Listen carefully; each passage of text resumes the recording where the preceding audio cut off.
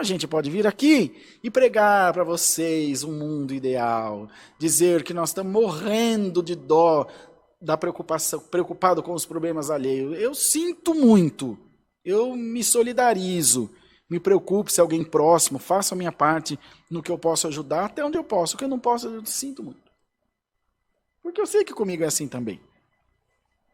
Ou tem alguém aí que vai dizer que vai fazer o quê? Tem pessoa precisando de transplante de rim. Você vai arrancar seus 2 rins, vai dar. Tem alguém precisando de rim aí? Nem se fosse teu irmão, você não dava. Quem dirá outro? Irmãos, essa é a vida real. Isso aqui é o que nós somos. Carne. Pessoas normais. Que precisamos ser cheios da graça de Deus para conseguir alcançar essas grandezas.